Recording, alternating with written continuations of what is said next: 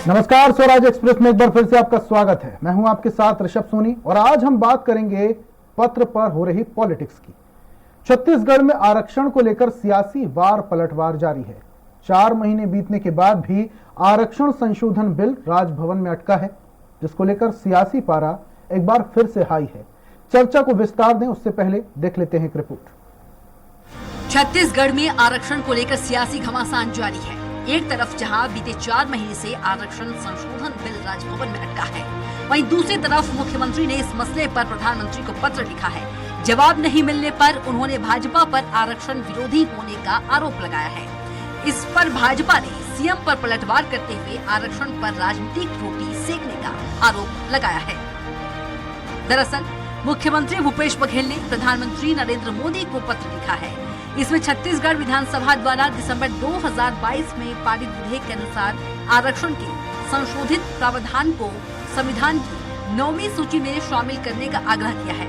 इस आरक्षण विधेयक में राज्य में अनुसूचित जनजाति यानी एसटी को 32%, अन्य पिछड़ा वर्ग को 27%, अनुसूचित जाति एससी को 13% और ईडब्ल्यूएस को 4% आरक्षण का प्रावधान किया गया है। मुख्यमंत्री ने पत्र में लिखा है कि छत्तीसगढ़ राज्य की विशेष परिस्थितियों को ध्यान में रखते हुए आरक्षण के संशोधित प्रावधान को 9वीं सूची में शामिल कराए जाने से ही वंचितों एवं पिछड़े वर्ग के लोगों को न्याय मिल पाएगा। मुख्यमंत्री ने प्रधानमंत्री से इसके लिए सर्व संबंधितों को निर्देशित करने का आग्रह किया है। मुख्यमंत्री ने पत्र में लिखा है कि छत्तीसगढ़ की कुल आबादी में 32% अनुसूचित जनजाति, 13% अनुसूचित जाति और अन्य पिछड़ा वर्ग के 42% लोग शामिल हैं। सर्वोच्च न्यायालय की संवैधानिक पीठ द्वारा नवंबर 2022 में ईडब्ल्यूएस वर्ग के लोगों को 10% आरक्षण देने के निर्णय को वैध ठहराए जाने से आरक्षण की सीमा 50% से बढ़ाने का मार्ग प्रशस्त हो चुका है।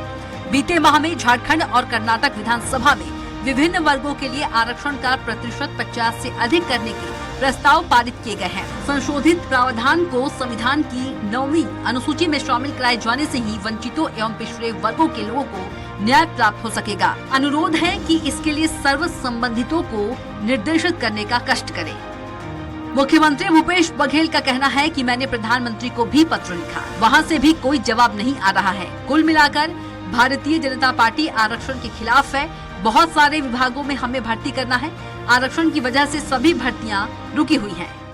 मैं तो प्रधानमंत्री को भी पत्र लिखा, लेकिन उधर से भी जवाब नहीं आ रहा है। तो कुल मिला के भारतीय जनता पार्टी आरक्षण के खिलाफ में।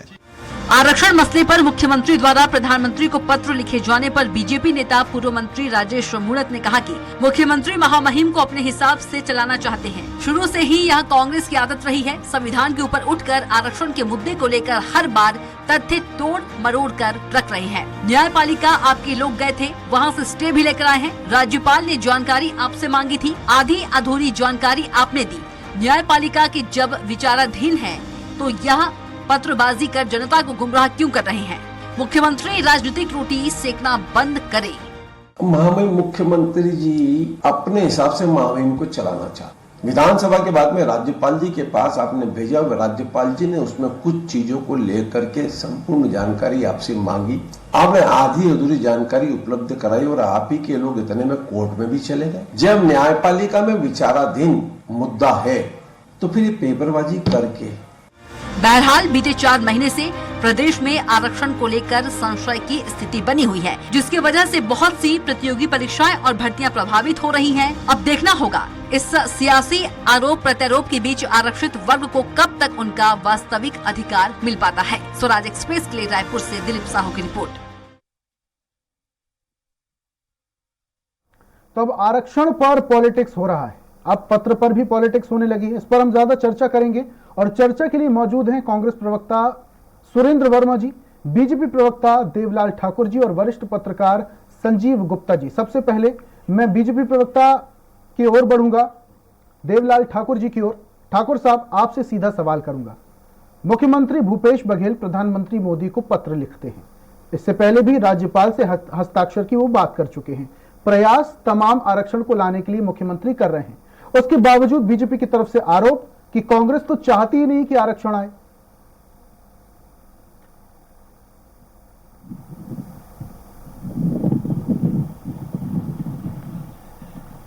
ठाकुर साहब, मेरी आवाज आप तक पहुंच पा रही है? ठाकुर साहब सुन पा रहे हैं?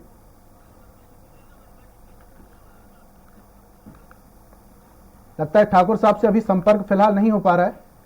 रुक करूंगा मैं कांग्रेस प्रवक्ता सुरेंद्र वर्मा साहब की ओर। वर्मा साहब, आरक्षण पर अब पॉलिटिक्स तो हो ही रही थी, लेकिन अब पत्र पर भी होने लगी। एक अच्छी पहल मुख्यमंत्री कर रहे हैं, पत्र लिख रहे हैं प्रधानमंत्री मोदी को और सर्व संबंधित जो लोग हैं उनसे इस संबंध में काम करने की बातचीत भी कर रहे हैं। इससे पहले भी राज्यपाल से हस्ताक्षर की बात कर चुके हैं मुख्यमंत्री जी, लेकिन अब लगातार उन पर आरोप और कांग्रेस पार्टी पर भी आरोप कि कांग्रेस पार्टी चाहती ही नहीं कि आरक्षण आए। ऋषभ जी, भारतीय जनता पार्टी का आरक्षण को लेके जो नीति और नियत है वो बेहद स्पष्ट हो चुका है। पिछले 4.5 महीने से ज्यादा जिस प्रकार से भारतीय जनता पार्टी के इशारे पर राजभवन में ये विधेयक लंबित है, रोका गया है और भारतीय जनता पार्टी के नेता राजभवन के प्रवक्ता की भूमिका में हैं, आगे बढ़ के बयान दे रहे हैं, उससे यह प्रमाणित होता है कि भारतीय जनता पार्टी के नेता नहीं चाहते कि छत्तीसगढ़ में 76% का जो आरक्षण विधेयक है वो लागू हो। एक तरफ ये विधानसभा में जो विशेष सत्र बुलाया गया था उसमें सहमति दिखाने का ढोंग करते हैं, सर्वसम्मति से पारित विधेयक है ऋषभ जी। उसके बाद जिस प्रकार से आज राजभवन के वक्तव्य आए कि ये मसला राजनीति का है, कड़ा प्रतिवाद करता हूं ऋषभ जी। ये मसला भाजपाइयों के लिए, संघियों के लिए राजनीति का हो सकता है, कांग्रेस के लिए यह सामाजिक न्याय की लड़ाई है। यहाँ के 100% स्थानीय आबादी जिसमें अनुसूचित जाति हैं, जनजाति हैं, ओबीसी हैं और सामान्य वर्ग के भी ईडब्ल्यूएस के जो हितग्राही हैं, उनके शिक्षा और रोजगार जैसे महत्वपूर्ण विषय जिससे संदर्भित हैं, उस जन सरोकार के विधेयक को जो विधानसभा में सर्वसम्मति से पारित है, उसको यह कहना कि यह मसला राजनीतिक है, मैं समझता हूं कि यहाँ के स्थानीय आबादी का अपमान है। जिस प्रकार से जहां जहां भारतीय जनता पार्टी विपक्ष में है, इनका यही चरित्र है। आपको याद होगा झारखंड में इसी तरह का विशेष सत्र बुला के 11 नवंबर 2022 को विधेयक सर्वसम्मति से पारित किया गया था, आज तक राजभवन में लंबित है। 2 दिसंबर को छत्तीसगढ़ का विधेयक पारित हुआ था। लगातार हमारे तमाम वरिष्ठ मंत्री सतत समन्वय बनाने का प्रयास कर रहे हैं, उसके बाद भी आज तक लंबित है। कर्नाटक में इसी प्रकार का एक विधेयक आता है, उसको तुरंत मंजूरी मिल जाती है। वर्मा साहब, ये जो विधेयक लंबित है इसमें बीजेपी का हस्तक्षेप है क्या? निश्चित रूप से यह प्रमाणित है। जो गैर भाजपा शासित राज्य हैं वहां इसी प्रकार से राजभवन के माध्यम से चुनी हुई सरकार के द्वारा पारित विधेयकों को रोका जा रहा है। यह केवल मेरा आरोप नहीं है। हाल ही में 10 अप्रैल को जो सुनवाई हुई तेलंगाना राज्य के मामले में 9 से ज्यादा विधेयक वहां लंबित है। जो तमिलनाडु है वहां 20 से ऊपर विधेयक लंबित है। झारखंड के विधेयक लंबित है और कर्नाटक में तत्काल हस्ताक्षर हो जाता है। तो भारतीय जनता पार्टी के नेता एक तो ये जब सरकार में थे ये बताए ओबीसी के लिए, ईडब्ल्यूएस के हेड काउंट के लिए 15 साल रमन सरकार में कोई प्रयास हुए हो तो 2012 में इनकी सरकार थी, रमन सिंह ने एससी कोटे का 4% जो काटने का पाप किया, उसी के चलते यह स्थिति बनी। 2018 तक उस संदर्भ में भी हाईकोर्ट में मूल जवाब और अंतिम जवाब प्रस्तुत हो चुका था। ननकी राम कंवर का आरोप है, इन्हीं के सबसे वरिष्ठ आदिवासी नेता, उन्होंने स्पष्ट रूप से कहा कि रमन सिंह ने इरादतन षड्यंत्र पूर्वक जो उनके ननकी राम कमेटी की सिफारिश थी और सीएस की अध्यक्षता की सिफारिश के जो दस्तावेज थे, इरादतन षड्यंत्र पूर्वक रमन सरकार ने हाईकोर्ट में नहीं रखा, ये बताए। और 9वीं अनुसूची में शामिल करने के लिए कभी रमन सिंह ने कोई प्रयास किया हो, कोई प्रस्ताव भेजा हो तो वो बताए। हमारी सरकार ने तो न केवल विधानसभा में विशेष सत्र बुला के पारित किया, बल्कि 9वीं अनुसूची में शामिल करने का प्रस्ताव भी पारित किया है। तो भाजपा बताए वर्मा साहब सवाल लेते हैं ठाकुर साहब से। बरतने की अपील आज तक महामहिम से नहीं करते। ठाकुर साहब, मेरी आवाज आप तक पहुंच पा रही है? ऋषभ जी, ठाकुर साहब, मेरी आवाज आप तक पहुंच पा रही है? जी पहुंच रही। ठीक है ठाकुर साहब, मेरा सवाल यह है, मुख्यमंत्री भूपेश बघेल पत्र लिखते हैं प्रधानमंत्री जी को और पत्र में विधेयक की बात करते हैं। इसके अलावा इससे पहले भी राज्यपाल के हस्ताक्षर की बात मुख्यमंत्री भूपेश बघेल कर चुके हैं। तमाम प्रयास तो कर रहे हैं, उसके बावजूद आप लोग कह रहे हैं कि कांग्रेस पार्टी तो चाहती नहीं है आरक्षण आए।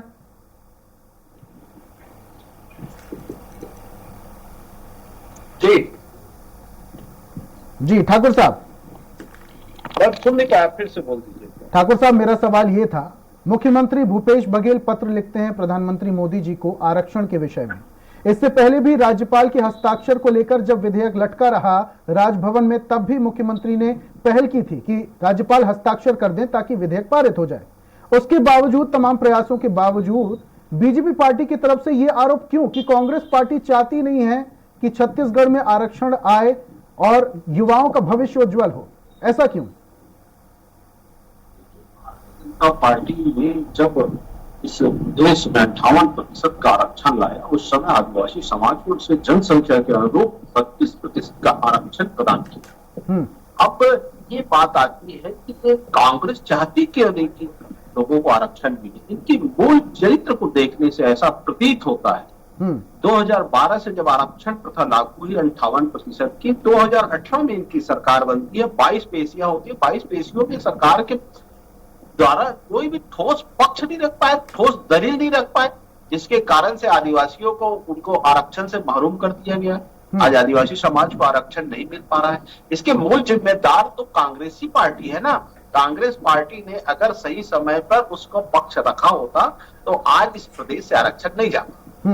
लेकिन ठाकुर साहब, मैं कहना चाहता हूँ, ठाकुर साहब, सर्वसम्मति से ये विधेयक पारित हुआ है ना, इसमें कोई भूल चूक की तो बात ही नहीं। मैं आ रहा हूँ, आप याद कीजिए 15 अगस्त 2019, जिस दिन 15 अगस्त के दिन इस प्रदेश के मुख्यमंत्री ने आदिवासियों को 32% आरक्षण, पिछड़ों को 27% आरक्षण के साथ इस पूरे प्रदेश में 82% का अध्यादेश लाया था। उस अध्यादेश को उस समय की वर्तमान राज्यपाल सुश्री अनुसुईया उइके ने भी सहमति दी थी। और ये प्रदेश का जो मुख्यमंत्री है, आक्रमणकारी मुख्यमंत्री, ये चाहता ही नहीं था कि पिछड़ों को आरक्षण मिले। पिछड़ों को आरक्षण के नाम पर ठाकुर साहब, आप कह रहे हैं कि मुख्यमंत्री नहीं चाहते हैं पिछड़ों को आरक्षण मिले। ठीक है, आप ऐसा बोल रहे हैं, सुन लीजिए पूरा। जब मेरे से सवाल किए ही हैं तो पूरा सुन लीजिए।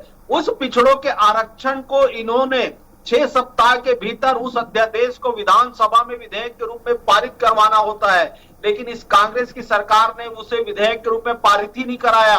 ये मैं नहीं कह रहा हूं, इन्होंने कोर्ट में कहा है, इन्होंने ओबीसी महासभा को लिखित में दिया है। तो कहीं ना कहीं ये जिस वर्ग से आते हैं मुख्यमंत्री, अपने उस वर्ग के साथ भी न्याय नहीं कर पाए। ठाकुर साहब, बीजेपी तो चाहती है ना आरक्षण आए, बीजेपी तो चाहती है आरक्षण आए, लेकिन एक बार भी, आरक्षण आदिवासियों को, ठाकुर साहब, एक बार भी बीजेपी के किसी भी नेता और मंत्री ने नहीं कहा कि राज्यपाल को हस्ताक्षर कर देना चाहिए। ऐसा क्यों? एक चीज बताइए, ये कांग्रेस के लोग संविधान की दुहाई देते हैं। मैं आपसे पूछता हूं, मेरे बोलने से राज्यपाल साइन कर देगा? भारतीय जनता पार्टी का प्रवक्ता हूं मैं। संवैधानिक अगर कोई चीज है, वैधानिक किसी विशेषज्ञ हैं, सरकार की अपने संस्थाएं होते हैं, बिजनेस रूल होते हैं, उस रूल के हिसाब से उन्हें बात करना चाहिए। आज ये प्रधानमंत्री को पता लिखते हैं, मुख्यमंत्री। आऊंगा आपके पास वापस से, समय की बाध्यता है। मेहमान हमारे साथ और भी जुड़े हों, उनसे सवाल करता हूं। वरिष्ठ पत्रकार हमारे साथ जुड़े हुए हैं, संजीव गुप्ता साहब। मैं एक चीज बोलना चाहता हूं, उसको सुन लीजिए, फिर पूछते रहना। बोलिए। ये बताइए मेरे को, पत्र लिख रहे हैं, जो 9वीं अनुसूची के लिए पत्र लिख रहे हैं मुख्यमंत्री, वो कानून को संरक्षित करने के लिए होता है। जब इस प्रदेश में आप झूठ बोले जा रहे हैं, दलित चाटुकारिता में भाजपाई न संविधान को मानते हैं न कानून को। अरे इनसे पूछिए 163 में क्या प्रावधान है, 200 में क्या प्रक्रिया है। मामले को कुछ भी झूठ बोलेंगे, कहीं उलझाना चाहते। ठीक है, गुप्ता साहब से सवाल करूंगा। मुख्यमंत्री जातिवाद जहर घोलने वाले के जनक है। वरिष्ठ पत्रकार हमारे साथ जुड़े हुए हैं, संजय गुप्ता साहब, उनसे बात करूंगा। गुप्ता साहब, ये जिस तरीके से अब पत्र पर पॉलिटिक्स शुरू हो चुकी है, इससे पहले आरक्षण पर पॉलिटिक्स चल रही थी। कुछ दिन पहले की अगर मैं बात करूं, युवा सड़कों पर उतरे और वो कह रहे थे नहीं चाहिए 75, 72, 70, आप तो 50 दे दीजिए, भर्ती शुरू कीजिए, एडमिशन कराइए, युवाओं का बहुत लॉस हो रहा है। क्या कहेंगे इस विषय में? देखिए, आरक्षण की जो शुरुआत की गई थी, वो जो दबे कुचले जो वर्ग था, जिसकी वजह से परेशानियां हो रही थी उनको, जिनको आर्थिक उनकी उन्नति नहीं हो पा रही थी, जिनकी सामाजिक उन्नति नहीं हो पा रही थी, उनके उत्थान के लिए ये ऐसा तय किया गया कि भाई इन वर्गों को इनके सामाजिक और आर्थिक उत्थान के लिए इनको आरक्षण दिया जाए। लेकिन वो धीरे धीरे राजनीतिक पार्टियों के लिए वोट बैंक का साधन बन गया। और ये यही हो रहा है पूरे देश भर में, केवल छत्तीसगढ़ की बात नहीं कर रहा हूँ, सभी की बात कर रहा हूँ। पर्टिकुलर कोई भी एक राजनीतिक दल है या कोई जो भी राजनीतिक दल है वो किसी एक वर्ग को खुश करने के लिए उसको आरक्षण दे दो, उसको आगे बढ़ाना है, उसको आरक्षण दीजिए, ऐसा कर दीजिए, तमाम तरह की अपने अलग अलग ये विषय रखते हैं। लेकिन सबसे बड़ी बात है कि आजादी के इतने वर्षों के बाद भी जिन वर्गों को आरक्षण मिल रहा है उनकी स्थिति वही की वही क्यों है। इस पे गंभीरता पूर्वक सभी राजनीतिक दलों को, सभी यहाँ के जितने भी बुद्धिजीवी वर्ग हैं, सभी को सोचने की, उस पर विचार करने की जरूरत है। अब दूसरी बात ये जो छत्तीसगढ़ में जो चल रहा है, क्योंकि अब उस समय जो राज्यपाल थी मैम, उन्होंने कहा था कि आप अगर इस तरह से चीजें लाते हैं तो हम उसका सहयोग करेंगे। लेकिन पता नहीं क्या कारण था वो कि वो उस पर विचार तो हुआ, विधानसभा में पारित भी हुआ और उसके बाद फिर उस पर अभी तक किसी भी प्रकार से फैसला नहीं लिया जा सका है। तो देखिए, मुझे ऐसा लगता है कि विशुद्ध राजनीतिक मामला है ये। मुझे नहीं लगता है कि कोई भी दल जो है वो इसका श्रेय किसी दूसरे दल को देने की कोशिश में है। कांग्रेस चाहती है कि ये अगर इसको आरक्षण मिले तो उसका श्रेय हमें मिले, भारतीय जनता पार्टी है कि अगर आरक्षण मिले तो उसका श्रेय हमें मिले, क्योंकि मामला वोट बैंक का है, मामला वोट लेने का है, लोगों से मतदाताओं से वोट लेने का है। लेकिन सबसे बड़ी बात यह है कि देश भर में अगर आरक्षण लागू है, अलग अलग राज्यों में अलग अलग प्रतिशत के हिसाब से लागू है, तो लेकिन क्या जिनको आरक्षण मिल रहा है, जिनको आरक्षण मिल चुका है, केवल उन तक ही जो आर्थिक और सामाजिक प्रगति हो पाई है, दूसरे तक नहीं हो पाई है, उनके लिए क्या होगा, ये इस पे भी विचार करने की जरूरत है। तो मुझे ऐसा लगता है, मेरा व्यक्तिगत मानना है कि ये राजनीतिक ज्यादा है, ये सामाजिक विषय कम है। लोग समाज के उत्थान के लिए, उनके आर्थिक उत्थान के लिए या उनके सामाजिक उत्थान के लिए अगर प्रयास कर रहे हैं तो अच्छी बात होती, लेकिन ये इस पे बड़ा दुख की बात है कि इस पे कोई भी राजनीतिक दल। ठीक है गुप्ता साहब, आपका कहना है कि ये मुद्दा राजनीतिक ज्यादा है, जनता के हित में कम है। ठीक है, वर्मा साहब के पास पहुंचूंगा मैं। वर्मा साहब, लगातार कांग्रेस पार्टी के नेता मंत्री कहते आए, बीजेपी के जो लोग हैं वो नहीं चाहते आरक्षण आए। इससे पहले भी राज्यपाल जब अनुसुईया उइके जी थी, तब भी कहा जा रहा था कि बीजेपी के इशारे पर राज्यपाल आरक्षण को लटकाए हुए हैं। इसका आधार क्या था? ये सर्वविदित है ऋषभ जी, जिस प्रकार से देखिए, ये हमेशा बात करेंगे एक वर्ग की। महामहिम जो होते हैं वो प्रदेश के संवैधानिक मुखिया होते हैं। जब उइके जी थी, उनके सलाह पर ही, उनके सुझाव पर ही विशेष सत्र बुलाया गया और पहले उनका ये बयान आया था कि मैं तत्काल हस्ताक्षर कर दूंगी, फिर कहा गया सोमवार को हस्ताक्षर कर दूंगी, फिर एक हफ्ता, उसके बाद उनको बदल दिया गया, नया राज्यपाल। लेकिन ठाकुर साहब भी अभी कह रहे थे, 4 महीने का समय जो है ऋषभ जी कम नहीं होता। ठाकुर साहब अभी कह रहे थे कि उनके कहने से थोड़ी ना राज्यपाल हस्ताक्षर कर देंगी, राज्यपाल तो अपने फैसले को लेकर स्वतंत्र है। यहाँ तमाम ना स्वतंत्र नहीं है, ये मुगालते में न रहे, संवैधानिक दायरे से बाहर राजभवन भी नहीं है। 163 में यह स्पष्ट प्रावधान है कि मंत्रिमंडल के सलाह पर काम किया जाएगा, राजभवन को करना होगा। 200 में विधानसभा में पारित विधेयक के संदर्भ में राजभवन को क्या प्रक्रिया अपनानी है यह भी तय है। किसी भी पारित विधेयक में न एक शब्द राजभवन के द्वारा जोड़ा जा सकता है। वर्मा साहब, बीजेपी के इशारे पे राज्यपाल ने आरक्षण को लटका के रखा था, इसका क्या आधार था? तत्काल पारित हो जाता है। झारखंड का लंबित है, छत्तीसगढ़ का लंबित है, और ये खाली एक विधेयक नहीं, मंडी संशोधन विधेयक आपको याद होगा, जब 3 काले कृषि कानून आए थे, किसानों के हितों के संरक्षण के लिए मंडी कानून संशोधित किया, राजभवन में लंबित। बीजेपी के इशारे पर राज्यपाल ने आरक्षण को लटका कर रखा है, करने के लिए इसका आधार क्या था? गैर भाजपा शासित राज्य हैं, वहां भाजपा इसी प्रकार से काम कर रही है। और ये दलीय चाटुकारिता में भारतीय जनता पार्टी के नेता जिस बेशर्मी से झूठ बोलते हैं, ये अभी कह रहे थे 2012 में जो इन्होंने लाया था उसके खिलाफ कौन गया कोर्ट, जिसके आरक्षण में 4% की कटौती करने का पाप रमन सरकार ने किया बिना आधार के। उस वर्ग के जो जिनका हित प्रभावित हुआ, गुरु घासीदास सेवा एवं साहित्य अकादमी सहित 50 से ज्यादा याचिका दायर हुए थे, और 2018 तक ये पढ़ ले, हाईकोर्ट का निर्णय बड़ा स्पष्ट लिखा है ऋषभ जी कि 2018 तक मूल जवाब और संशोधित जवाब दोनों प्रस्तुत किए जा चुके थे। शपथ पत्र तक में वो उसका जिक्र नहीं था जिसके आधार पर वो विधेयक लाए थे। ये ननकीराम कमेटी के सिफारिश पर आज राजेश मूड़त जैसे आरक्षण विरोधी लोग आरक्षण पे बात कर रहे हैं। ये बयान दिलवाए ननकीराम कंवर से, एक बार जाके पूछ ले, इनके बड़े नेता है आदिवासी समाज के। तो भारतीय जनता पार्टी तो मुखौटा है ऋषभ जी, आपको याद होगा मोहन भागवत का बयान बिहार चुनाव से पहले, वो स्पष्ट रूप से उन्होंने कहा था कि अब समय आ गया है, आरक्षण की समीक्षा करके खत्म कर देना चाहिए। तो ये आरक्षण विरोधी लोग हैं, इनके कहने कथनी और करनी में अंतर है। ये एक तरफ विधानसभा में दिखाने के लिए, वर्मा साहब समय की बात है, वापस आऊंगा आपके पास। कभी भाजपा का नेता छत्तीसगढ़ ठाकुर साहब पूरी बात आपने वर्मा जी की सुनी, कह रहे हैं बीजेपी तो सिर्फ मुखौटा है, आरक्षण को खत्म करने का वक्त आ गया, ऐसा कह रहे थे भागवत जी। देखिए, इनकी बातों को आप पहले ये तय कर लीजिए कि मैं जब बोलते रहूंगा तो बीच में रोकना मत। ये आप लोग राजनीतिक बहस का मुद्दा बना दिए। ननकी राम कंवर ये भोगना छोड़ता है, ये दलित चटुकारिता में ननकी राम कंवर का बयान याद है, शब्दों की मर्यादा ऐसे नहीं। वर्मा साहब 15 साल देख रही है, अगर इस तरीके से अगर कोई मूल कोई राजनीतिक जिस लाइन पे बात कर रहा हूँ, कड़ा प्रतिवाद करता हूँ, ये आदिवासी विरोधी ऐसे ही दलाल है इन सब बातों जो समाज का होकर समाज का हित करते हैं। ये मूढ़त की भाषा बोल रहा है। ननकी राम ने क्या कहा था, ये सुन लीजिए। बेरोजगार अपनी राह देख रहे हैं, इसलिए आरक्षण पर एक विस्तृत व्यापक चर्चा होनी चाहिए। इस तरीके से आप बहसबाजी करके आप राजनीतिक मंच बनाएंगे तो ये जनता के लिए ठीक नहीं होगा।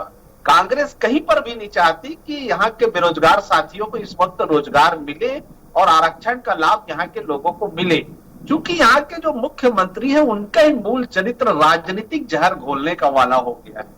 और राजनीति के जहर बोलने वाले जनक हैं जो जिले में अविभाजित दुर्ग जिले में रहने वाले सारे लोग आज छत्तीसगढ़ को कांग्रेस सरकार रहेगी या भाजपा में आगे बढ़ा रहे हैं। ये सत्ता में दलाल है, सुनना पड़ेगा। ये किस मुंह से बात करते हैं आरक्षण चाहते, सच बातों को स्वीकार करना पड़ेगा। राजनीतिक फैसले अलग हो सकते हैं, लेकिन संविधान आपको क्या इजाजत देता है, संवैधानिक तरीके से आप कैसे बिल को पास कराते हैं, बिल का अध्यादेश को विधेयक में पास कराते हैं, इन सब चीजों की जानकारी भी रखना होगा।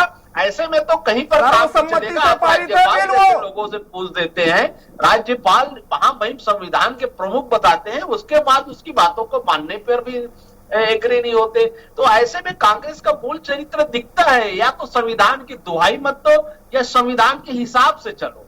आपको संविधान के अगर हिसाब से चलना है तो आप संविधान का क्या दायित्व है बता दीजिए। आरक्षण देने से किसने रोका है? अनुच्छेद 200 में विधानसभा द्वारा पारित विधेयक के संदर्भ में राजभवन के चले जाइए, सुप्रीम कोर्ट चले जाइए। आप स्वतंत्र हैं, सरकार स्वतंत्र है, लेकिन आदिवासियों को आरक्षण दिलाइए। आप कहीं से भी लाइए आरक्षण, सरकार आपकी है ना, सरकार में आप है ना। तो इस भूपेश बघेल जी को लाना चाहिए, आरक्षण दिलवाना चाहिए। हम तो बोल रहे हैं आरक्षण दो कह के, हम तो आरक्षण मांगने वालों के साथ खड़े हैं। पूछ लीजिए आरक्षण एक बार अपने नेता सर्वाधिक बार जीतने वाले आदिवासी विधायक हैं। काम नहीं चलेगा। आप हमें आरक्षण प्रदान करवाइए पहले। यहाँ के छत्तीसगढ़ के जो युवा बेरोजगार हैं, जो रोजगार के लिए घूम रहे हैं, उनको रोजगार दिलाइए पहले, उनकी भर्ती प्रक्रिया चालू कराइए पहले, आप आरक्षण मुहैया कराइए पहले। यहाँ पर आपकी अक्रमण्यता को क्यों छत्तीसगढ़ की जनता भुगतेगी? आप दोनों चरित्र लिए घूमते हो, 82% के आरक्षण पर अध्यादेश को विधेयक में परिवर्तित नहीं करा पाते और यहाँ पर बड़ी बड़ी बातें करते हैं। संविधान की बात करते हैं, संविधान के अनुरूप तो आप लोग चलना ही नहीं चाहते ना। ठीक है, आपको आरक्षण देने से किसी ने नहीं रोका है। आज आरक्षण में भर्ती प्रक्रिया चालू हो जाएगी। प्रधानमंत्री को पत्र लिखते हैं आरक्षण को लेकर, लेकिन राज्य में अभी भी आरक्षण लागू होता दिखाई नहीं देता। सबसे ज्यादा यहाँ पर दिक्कत में युवा वर्ग है, क्योंकि ना तो भर्ती निकल रही है, ना ही एडमिशन हो रहा है। ऐसे में युवाओं को सबसे ज्यादा दिक्कत है।